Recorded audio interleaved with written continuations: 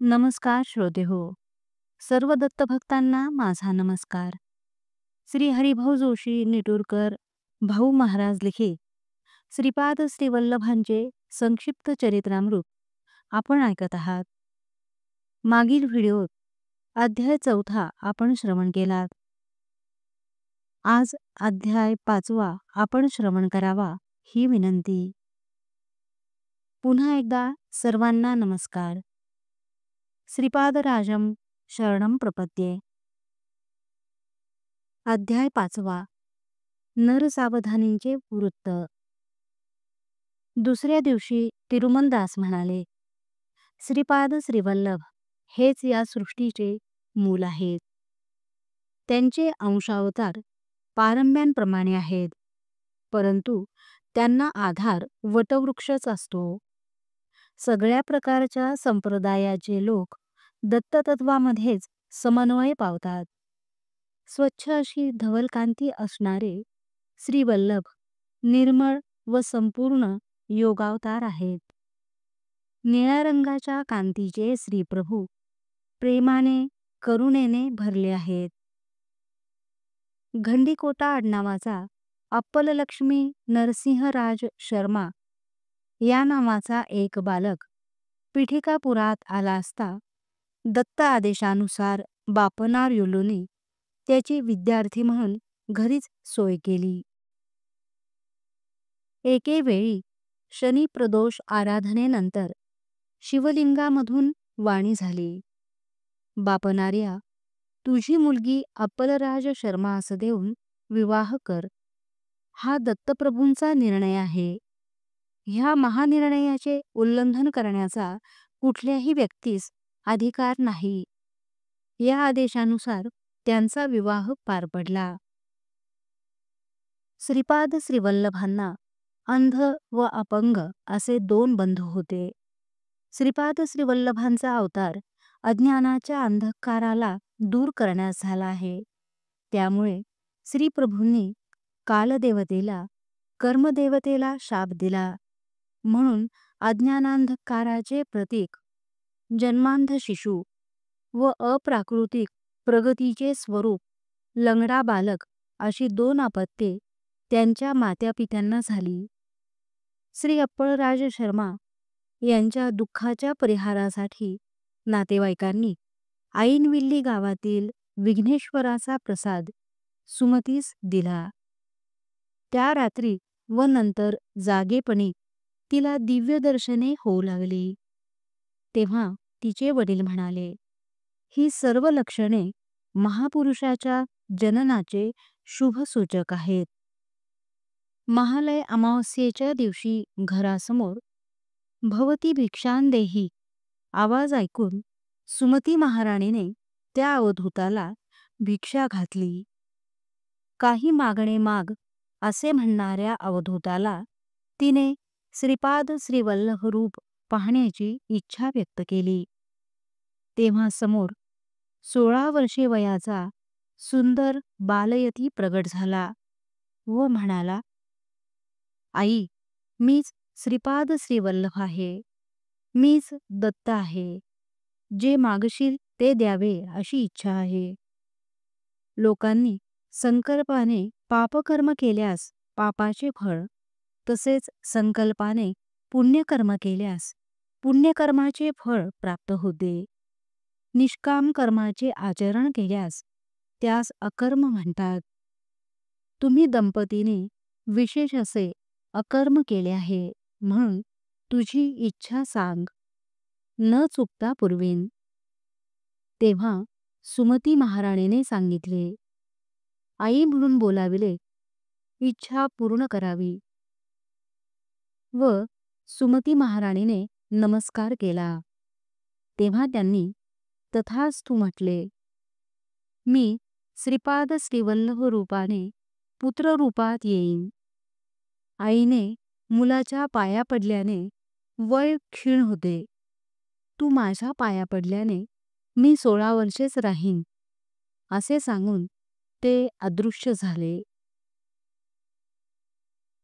श्रीपादांच्या जन्मानंतर सतत 9 दिवस त्यांना निजवत तेथे 3 फण्यांचा नाग बाळावर छाया धरी.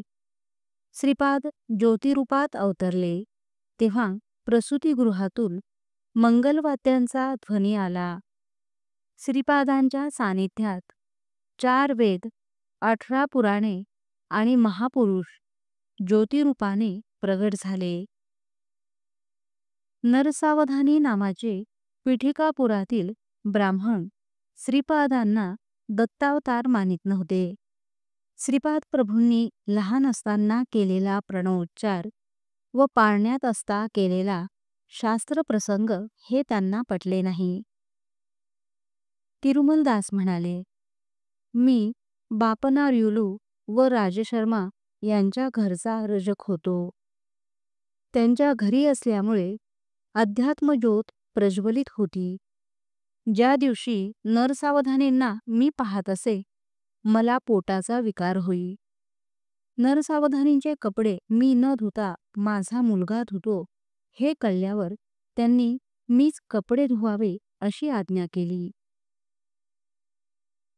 पण मी धुतलेले कपडे घातल्यावर त्यांना विंचू गोम सरपटल्यासारखे वाटे. त्यांनी माझ्याबद्दल तक्रार करता न्यायाधीशाने मला निर्दोष सोडले. तेव्हा श्रीपाद प्रभू 16 वर्षे वयाच्या यतीच्या रूपात घरी आले. त्यांच्या चरणांवर डोके ठेवून मी रडलो. त्यांनी माझ्याकडे अमृत दृष्टीने पाहिले. माझ्या शरीरावरून हात फिरविला व अंतर्धान पावले. एकदा श्रीपादांनी नरसावधानींच्या घरची राजगिर्याची भाजी खाण्याचा हट्ट केला. त्यांचे आजोबा त्यांना घेऊन नरसावधानींच्या घरी गेले, पण नरसावधानीने त्यांना भाजी देण्यास नकार दिला. श्रीपाद गेल्यावर नरसावधानींच्या शरीरातून एक तेजोवलय बाहेर आले व म्हणाले, श्रीपाद साक्षात दत्तप्रभू आहेत. राजगिर्याच्या भाजीच्या 1,00,000 प्रेम जरी श्रीपादांठिकाणी असते तर तुझ्या जन्माचे सार्थक झाले असते. मी तुझ्या शरीरातील पुण्य शरीर आहे. तुला सोडून त्यांच्यात विलीन व्हायची मला आज्ञा आहे. साक्षात श्री दत्तात्रयांचे अवतार असलेल्या श्रीपाद श्रीवल्लभांचा अपमान केलास. त्यांनी मागितलेले शाकदान जर तू दिले असतेस तर दारिद्र्य न येता उत्तम ऐश्वर्य प्राप्त झाले असते. तुला सोडून मी श्रीपादांच्या स्वरूपात लीन होण्यास जात आहे. आता तुझ्या शरीरात केवळ पाप शरीरच आहे. कालांतराने त्यांच्या विद्वत्तेचे तेज लोपून प्रकृती क्षीण झाली. श्रीपादांच्या जन्मतिथीस बापनार्युलूंनी श्रीपादांना मांडीवर घेतले. त्यांना मी साक्षात दत्त आहे असे सुचविणाऱ्या चिन्हांचे दर्शन झाले. तेव्हा श्रीपाद म्हणाले, आजोबा, केवळ 16 वर्षे घरी राहून मग मुमुक्षूंना अनुग्रह देण्याचे कार्य पुढे आहे. नृसिंह सरस्वती अवतार घेतला तरी श्रीपाद श्रीवल्लभ रूप नित्य सत्य राहील. नंतर अक्कलकोट येथे स्वामी समर्थ रूपात प्रकट होऊन वटवृक्षामध्ये प्राणशक्ती प्रवेश करून मल्लिकार्जुन शिवलिंगात विलीन होईल.